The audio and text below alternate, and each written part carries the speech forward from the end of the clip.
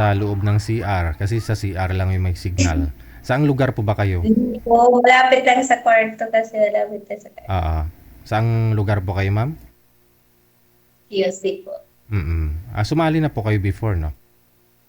Last time pa is, no, August po ata. Last year?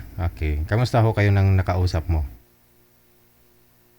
Po, Kamusta po kayo ng nakausap mo? parang may ano po siya Parang may may? sabit. Ibig mo pong sabihin may asawa siya. Hiwalay pero Yes. kasal. Yes po, ayaw ko po. Ayaw mo ng kasal. Okay. Gusto mo talaga yung hindi kasal. Kahit 10 yung anak basta hindi kasal.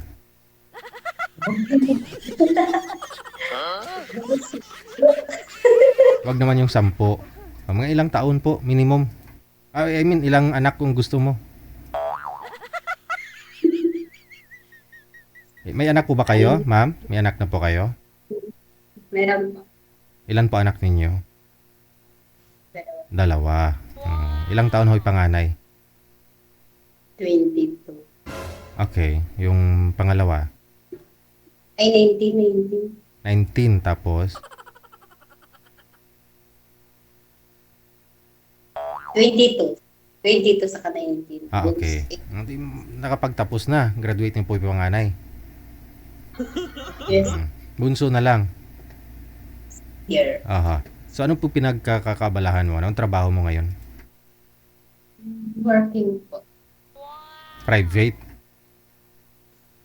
company. Okay. Aha. So ilang taon na po kayong hiwalay doon sa ex mo? Sa tatay ng mga anak mo? Ay, awi na po. Widow na. Okay. Wala po pala 40 years. wala ho talaga palang asawa ito si ma'am, no? Kaya naman po naghahanap ng lalaki na hindi kasal. Kasi gusto mo pakasalan ka.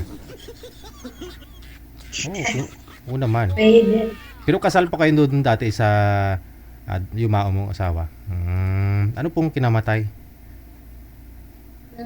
Heart attack. Heart attack. Ilang taon ho siya nang namatay? Ilis po siya sa akin eh. Ako kasi po noon is ano lang nasawa niya pa is 16 tapos siya is 43. Tapos 10 years lang kami nagsama. Namatay na. 16 ka, siya that time 43. Yes po. Oh, minor ka pa that time, no? Anong diskarte ni Manong at na in love ang 16 years old?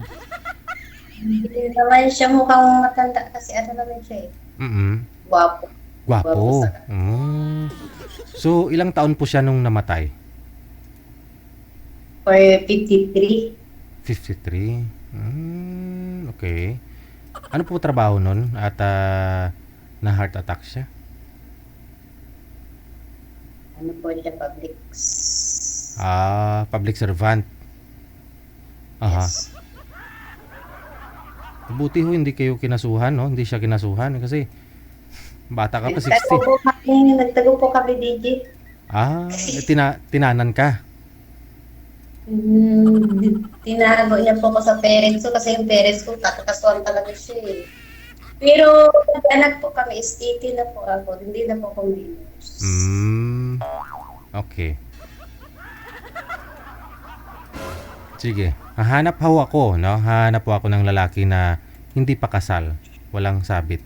Ha? Ilang taon po kayo ngayon? 42. 42 na. Okay, sige. Standby lang po sa linya, ma'am.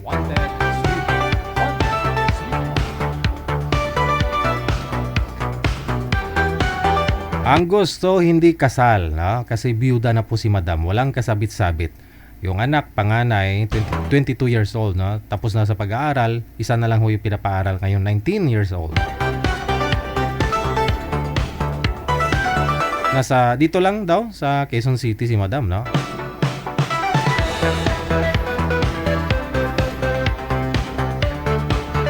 PM lang po kayo dito.